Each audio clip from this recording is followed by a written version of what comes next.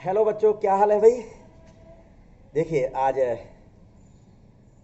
Sexual reproduction in flowering plant के second lecture में मैं आपके सामने alternation of life cycle in angiosperm plant. Angiosperm जो प्लांट होते हैं, आवृत बीजी पौधे जिन्हें कहा जाता है, उस पौधे के लाइफ साइकिल में बताऊंगा। ये लाइफ साइकिल यानी जीवन चक्र, लाइफ साइकिल यानी जीवन चक्र। किसी भी प्लांट्स की लाइफ साइकिल में टू फेज होती हैं। किसी भी प्लांट्स की लाइफ साइकिल में टू फेज होती हैं। जो फर्स्ट फेज होती है जिसको बीजाणुद भेद यानी स्पोरोफिटिक फेज, और सेकेंड जो फेज होती है उस फेज को गैमेटोफिटिक फेज के नाम से जाना जाता है, यानी युग्मकोद्भिद फेज। किस नाम से जाना जाता है बेटा? युग्मकोद्भिद फेज के नाम से जाना जाता है। तो ये दोनों फेज होती क्या है, ये किस प्रकार से पौधे में कौन कौन से भाग होते हैं बेटा, ये मतलब इसके अंतर्गत बताया जाएगा। तो सबसे पहले अपन देखते हैं, आप और हम लोग, स्पोरोफिटिक जनरेशन यानी बीजाणुद्भिद पीढ़ी। तो स्पोरोफिटिक जनरेशन किसी भी एंजियोस्पर्म प्लांट्स का मेन फेज होती है। It is a main phase of A angiospermic plant because main part of including in this phase, मतलब कि यह प्रावस्था जो स्पोरोफिटिक, जो बीजाणुविद प्रावस्था है, यह मुख्य प्रावस्था होती। क्यों? क्योंकि प्लांट के मुख्य भाग इसी में आते हैं। जैसे इसके अंतर्गत रूट ले लें, स्टेम ले लें, लीव्स ले लें, फ्लावर ले लें, ये सभी भाग आपके किस में आते हैं? स्पोरोफाइट फेज में आते हैं। जो डिप्लॉयड फेज होती है, द्विगुणित अवस्था होती है, डिप्लॉयड फेज होती है। तो ये बेटा मैंने लिखा फ्लावर प्लांट यानी फ्लावर। तो ये अवस्था इसकी स्पोरोफाइट में बता रहा हूँ। तो स्पोरोफाइट अवस्था में मेन फेज होती है, इसमें रूट्स हैं, स्टेम है, लीव्स हैं, फ्लावर वाले भाग इसके अंतर्गत आते हैं। यह फ्री लिविंग फेज के रूप में जानी जाती है। यह फेज जो है वह फ्री लिविंग फेज के रूप में जानी जाती है, यानी स्वतंत्र जीवी प्रावस्था है, स्वतंत्र जीवी प्रावस्था होती है। तो इस फेज से अपन स्टार्ट करते हैं। यहाँ से देखें, फ्लावर प्लांट मैंने रेड कलर में लिखा हुआ है। इस फ्लावर प्लांट से एरो गया और आपने लिख दिया फ्लावर। मेरे द्वारा क्या लिखा गया? फ्लावर लिखा गया, फूल लिखा गया। तो इस फ्लावर के अभी जैसे मैंने फर्स्ट लेक्चर में आपको फ्लावर के 4 रोल बताए थे, आउट टू इन, calyx, corolla, androecium, gynoecium. Calyx, corolla is a accessory part and androsium and gynoecium is a reproductive or necessary part। Clear? तो वही भाग में आपके एक एक करके फिर से लेके आ रहा हूं। देखें तो मेल रोल आपके सामने लिखा मैंने, मेल रोल यानी कि नर चक्र। मेल रोल को क्या कहा गया था? एंड्रोसियम कहा गया था। देखिए आपको देखना पढ़ना पड़ेगा बेटा, बिना पढ़े नहीं। जो आपको पहले मैंने पढ़ा दिया फर्स्ट लेक्चर में, इसी वजह से मैं आपको देखा होगा मेरी जितनी भी वीडियो होती हैं तो उसमें मैंने सीक्वेंस नहीं तोड़ा है। क्यों? क्योंकि पीछे से आगे जब चलते तो पीछे वाले का रिलेशन कहीं ना कहीं मिलता जुलता रहता है। तो मैंने लिखा मेल रोल यानी मेल रिप्रोडक्टिव जो पार्ट था उसको एंड्रोसियम कहा जाता था, एंड्रोसियम कॉल किया जाता था। क्लियर? एंड्रोसियम जो कॉल किया, एंड्रोसियम में जो भाग होते थे, इसकी जो यूनिट होती थी, फ्लावर में ध्यान होगा उसको यूनिट या इकाई मैंने कहा था। इसकी जो यूनिट होती थी, इस यूनिट को स्टेमन कहा जाता था, स्टेमन या पुंकेसर के नाम से जाना जाता था। यानी a single part of male reproductive is called स्टेमन। Clear? ये स्टेमन लिखा हुआ। फिर स्टेमन के ऊपर यदि फ्लावर, यदि आपके ध्यान होगा, फ्लावर यदि आपको ध्यान होगा तो उस फ्लावर के ऊपर मैंने रेड कलर का एक बॉक्स जैसी स्ट्रक्चर बनाई थी जिसको एंथर या पॉलिन सेक कहा गया। इस एंथर में इस एंथर में जो बनते हैं वह पराग कण बने, यानी पॉलिन ग्रेन। क्या बने? पॉलिन ग्रेन का फॉर्मेशन यहां होता है। ये जो अवस्था यहां से लेकर यहां तक जो बताई गई आप देख रहे हैं, मेल रोल से लेकर पॉलिन सेक तक, यह डिप्लॉयड फेज होती है, यानी द्विगुणित फेज होती है। डिप्लॉयड फेज होती है। कैसी फेज होती है? मेल रोल का आप देख रहे हैं, मेल रोल से एंड्रोसियम से लेकर पॉलिन सेक तक आपकी कैसी अवस्था होती है? किस प्रकार की अवस्था होती है? डिप्लॉयड फेज होती है। कैसी अवस्था होती है? Diploid phase. इस पॉलिन सेक में, इस पॉलिन सेक के अंदर क्या पाए जाते हैं? माइक्रोस्पोर्स पाए जाते हैं। यह जो माइक्रोस्पोर्स है वही वास्तविक तौर पर एक तरीके पॉलिन ग्रेन होते हैं, जो मेल गैमेट्स के रूप में भी जिनको जान सकते हैं, अर्थात यह यहां आ गया हैप्लॉइड फेज। कौन सी फेज आई? हैप्लॉइड फेज के रूप में जानी जाती है। तो यहां तक आप देख रहे हैं कि ये जो अवस्था पॉलिन ग्रेन, इसके बाद मेल गैमेटोफाइट। क्लियर? अब यही रुके, थोड़ा सा आगे चलें। दूसरा जो बिल्कुल मैंने कहा था कि सेंटर में, बेटा ध्यान है कि नहीं, सेंटर में पाया जाता है, बिल्कुल प्रोटेक्ट वाला पार्ट होता है जिसको फीमेल रिप्रोडक्टिव पार्ट के नाम से जाना जाता है, यानी गाइनोसियम पार्ट। कौन सा पार्ट? गाइनोसियम भाग कहा जाता है। गाइनोसियम की जो यूनिट कहलाती थी वो क्या कहलाती थी? क्या गाइनोसियम की जो यूनिट थी, ध्यान होगा, कार्पल या पिस्टल कहलाती थी। क्या कहलाती थी? कार्पल या पिस्टल। और हिंदी में कहा जाता है, प्रसिद्ध है वर्ड, स्त्री, यानी स्त्री केसर, तो इसको कहा गया स्त्री केसर।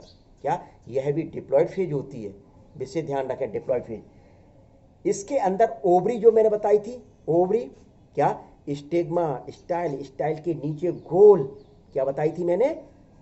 ओवरी बताई थी। ओवरी के अंदर मैंने कहा था कि उसको ब्लेड से यदि करेंगे तो गोल गोल स्ट्रक्चर पाई जाती है, जिनको ओव्यूल या बीजांड कहा जाता है। क्या कहा जाता है? ओव्यूल या बीजांड कहा जाता है बेटा। अब स्वाभाविक है, फीमेल रोल यानी गाइनोसियम से लेकर इसका ये वाला जो भाग है, ओव्यूल वाला भाग, यह भी कैसा, पूरा का पूरा भाग कैसा होता है? डिप्लॉयड होता है। किस प्रकार का भाग होता है? डिप्लॉयड। देखिए यहां से अपना डिप्लॉयड चला रहा है इस जगह तक, कैसा भाग होता है? डिप्लॉयड वाला भाग होता है। आप देख रहे हैं, मैं थोड़ा सा डिवाइडेशन चाहे तो आप कर दूं स्पष्ट तौर पर। यहां से लेकर ये वाला जो भाग है, ये ऊपर वाला भाग, पूरा नहीं लिखे तो भी काम चल जाएगा, यानी एंड्रोसियम, स्टेमन और पॉलिन सैक। इधर gynoecium, carpel, ovule are diploid part. कैसे होते हैं? डिप्लॉयड भाग होते हैं। अब इसके बाद जैसे यहां मैंने आपको कहा था माइक्रोस्पोर, इसको कहा जाता है मेगा स्पोर्स। इसमें जो बनेंगे वो क्या बनेंगे? Mega spores. तो ये जो चैम्बर लाइक स्ट्रक्चर जो मेगा स्पोर्स हैं, ये कैसी स्ट्रक्चर होती है? हैप्लॉइड स्ट्रक्चर होती है बेटा। किस प्रकार की स्ट्रक्चर है? हैप्लॉइड स्ट्रक्चर है। इसको कहा जाता है फीमेल गैमेटोफाइट। यहां इसको कहा माइक्रोस्पोर यानी कि मेल गैमेटोफाइट, यहां ये आया female gametophyte. Both are haploid part, both are haploid part, यानी कि दोनों के दोनों भाग कैसे होते हैं? अगुणित भाग हैं। क्लियर? तो सबसे पहले अपन देखते हैं कि मेल गैमेटोफाइट। मैंने क्या बताया? मेल गैमेटोफाइट यानी कि पॉलिन ग्रेन के मेल गैमेटोफाइट, यानी वहां क्या पाए जाते हैं? इनके गैमेट्स। अब जो फेज आ रही है वो कौन सी फेज आ रही है? गैमेट्स, यानी कि गैमेट्स इसमें कितने होते हैं? 2 गैमेट्स पाए जाते हैं। 2 gametes are found in gametophyte. Gametophyte में 2 गैमेट्स हैं। 2 गैमेट्स को क्या नाम दे दिया? मेल गैमेटो 1 और मेल गैमेट 2। मेल गैमेट 1 और मेल गैमेट, देखिए ध्यान रख लीजिए, इस जगह से इस जगह से आपके हैप्लॉइड फेज चल रही। मैं बार बार मैं रिवीजन करने की, बच्चों को बार बार बोलने की मेरी आदत है कि बच्चे जिससे बार बार सुनेंगे तो उतना ही याद होगा। आप देखो एक चीज को बार बार रटते चले जाओ तो 100% आपके दिमाग में होती चली। तो इसी वजह से मैं बार बार कहता हूं। लेकिन यहां से लेकर आप ये देख रहे हैं कि ये पूरी की पूरी फेज यहां तक आपके कैसी चली आ रही है? ये हैप्लॉइड फेज है, अगुणित अवस्था है।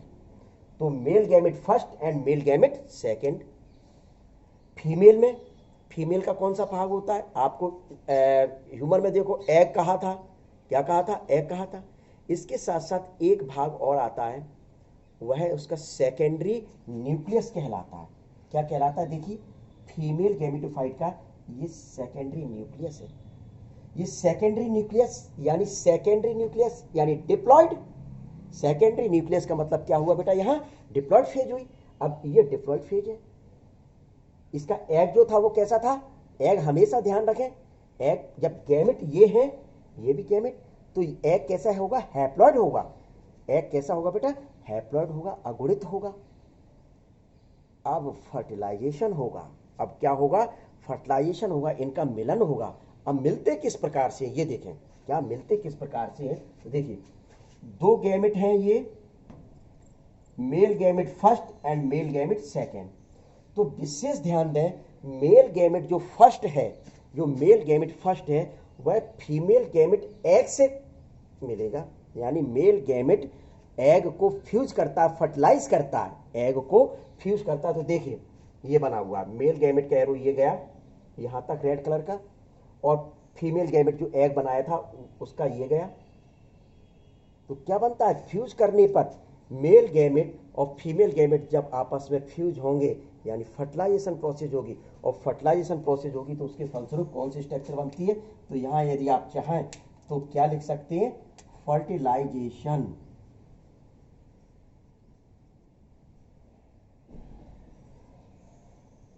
थोड़ा सा स्पेस कम है बेटा तो छोटा तो लगेगा, फर्टिलाइजेशन कहा गया।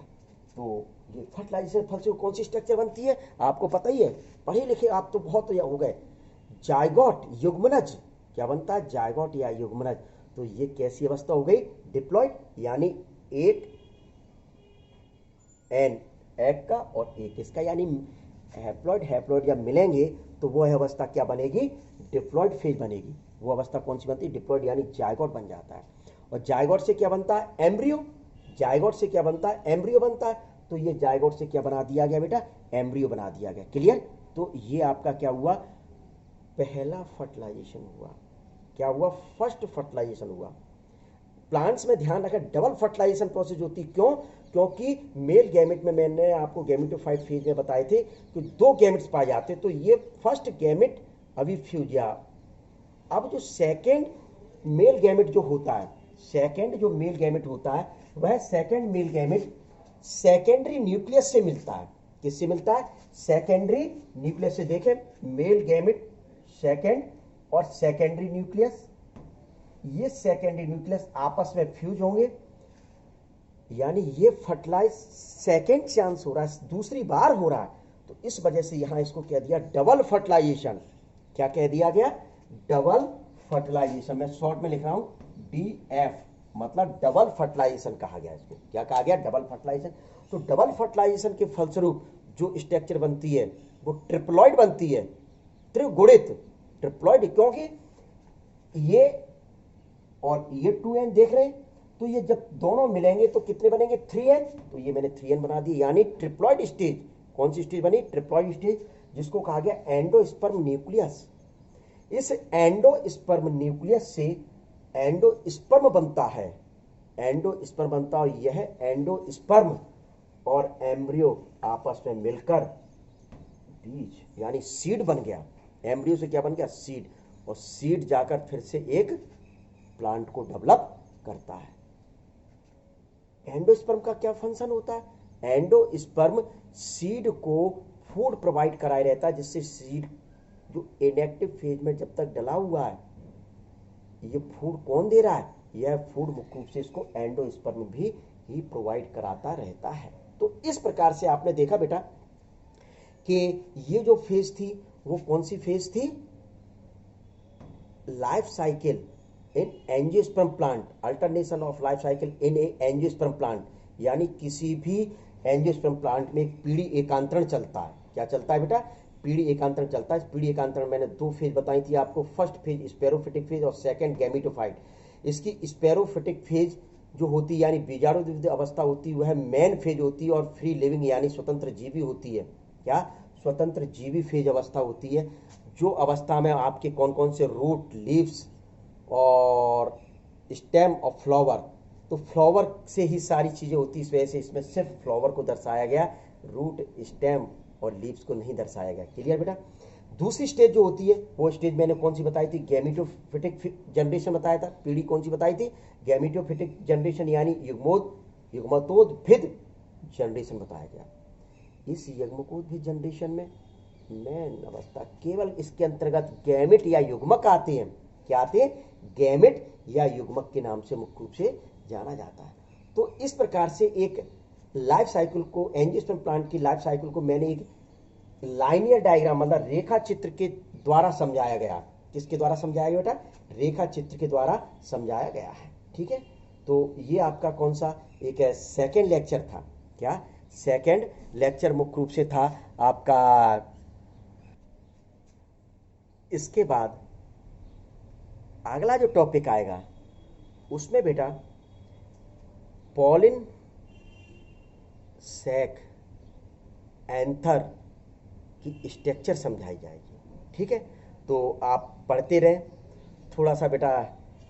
किसी दिन तो इतने सारे सब्सक्राइब हो जाते हैं बेटा। मैं सब्सक्राइब के लिए कह रहा हूँ इस वजह से, क्यों? क्योंकि मेरा जो टॉपिक है वो आप तक पहुँच जाए इस वजह से, अदरवाइज सब्सक्राइब का वो नहीं है।